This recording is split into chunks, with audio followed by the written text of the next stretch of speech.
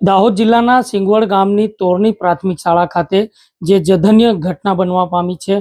6 વર્ષની માસૂમ બાળકી સાથે દુષ્કર્મનો પ્રયાસ કરી અને તે બાદ આચાર્ય દ્વારા તેને મારી નાખવામાં આવી હતી। તેને લઈને અહીંયા પરિવારને સાંત્વના પાઠવવા માટે જેનીબેન ઠુમ્મર છે કોંગ્રેસના, અમારી સાથે, અમે તેમને જાણવા માંગીશું। બેન, આજે તમે દાહોદની મુલાકાત કરી છે, પરિવાર જે પીડિત છે તેમને સાંત્વના પાઠવવામાં આવી છે, સાથે જ જિલ્લા કલેક્ટરને આવેદન આપવામાં આવ્યું છે, શું છે આખું?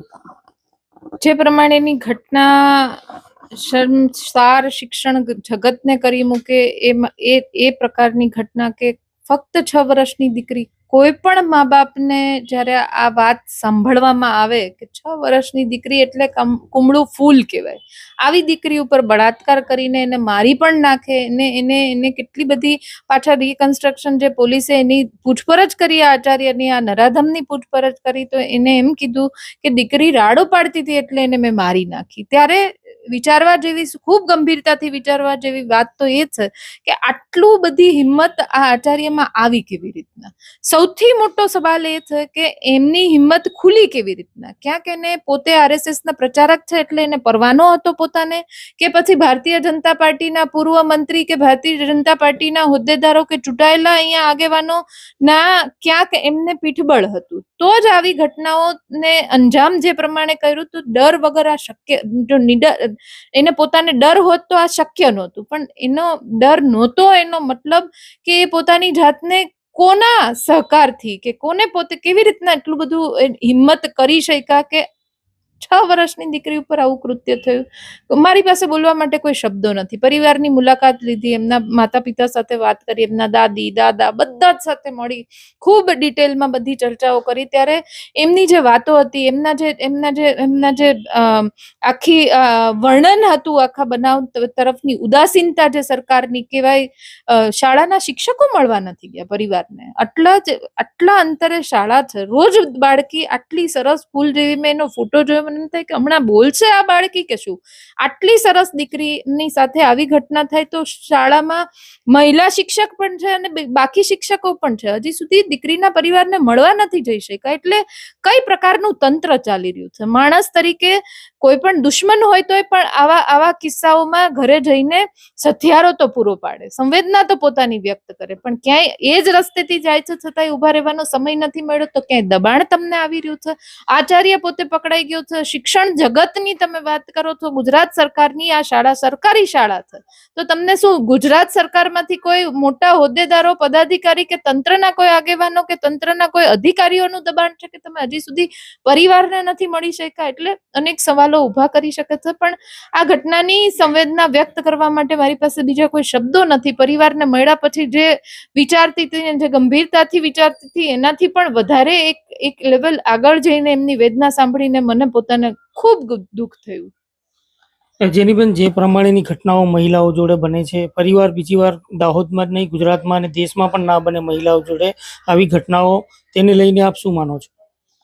ગુજરાતમાં રોજ 6 મહિલાઓ ઉપર બળાત્કારના કિસ્સાઓ નોંધાય છે।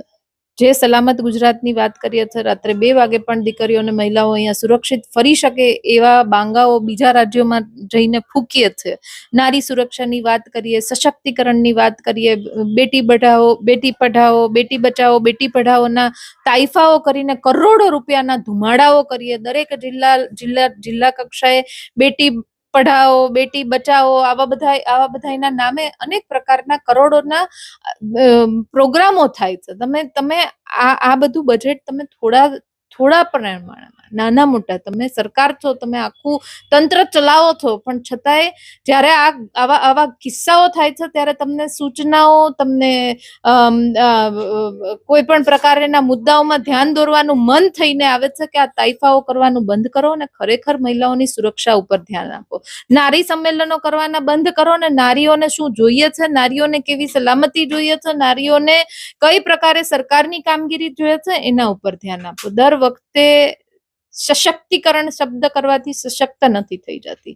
સશક્તિકરણના શબ્દો બોલવાથી મહિલાઓ પોતે સ્વતંત્ર નથી થતા. તમારી ઉપર ડિપેન્ડ છે, તો તમારી જવાબદારી છે કે તમારે ન્યાય આપવો જોઈએ. આ કિસ્સાની ખાસ બનાવની વાત કરીએ. આરએસએસના પ્રચારક છે, આરએસએસના પોતે હોદ્દેદાર છે, અનેક આરએસએસના હોદ્દેદારો સાથે એમના ફોટાઓ છે. પૂર્વ મંત્રી કે જેમનું નામ પણ આવા કિસ્સામાં ક્યાંક ખુલી ચૂક્યું છે, એમની સાથેનો પણ ફોટો ફેસબુક ઉપર વાયરલ થયો છે. અનેક સાધુ સંત સમાજના લોકો સાથે પણ ભોજન ગ્રહણ કરતા અને અન્ય ઇવેન્ટોના ફોટા આ આચાર્યના છે. તો એ પણ ગંભીરતાથી વિચારવું પડશે કે આ દીકરી, કારણ કે આ આખા બનાવ કે કિસ્સા ઉપર પ્રકાશ પડ્યો એટલે એ એક જ છે કે એની પહેલા અત્યાર સુધીના એમના કાર્યકાળમાં કે અત્યાર સુધીની એના જીવનના પહેલામાં આવી અનેક દીકરીઓ કે આવી અનેક મહિલાઓ છે.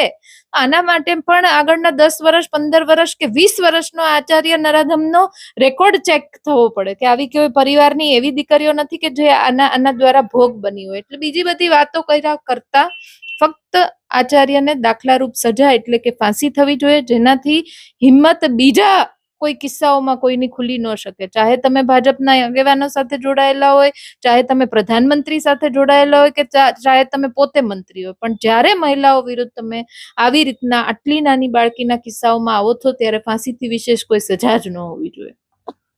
તો આ હતા પ્રદેશ અધ્યક્ષના મહિલા કોંગ્રેસના જેનીબેન ઠુમ્મર, જેઓ આજે દાહોદ જિલ્લાના જે તોરની પ્રાથમિક શાળા ખાતે જે નાની બાળકી જોડે ઘટના બની છે તેમના પરિવારને સાંત્વના પાઠવવામાં આવ્યા હતા. સાથે જ દાહોદ જિલ્લા કલેક્ટરને આવેદનપત્ર આપી અને આરોપીને ફાંસીના માંચંડે લટકાવવાની માંગ પણ તેઓ દ્વારા કરવામાં આવી છે.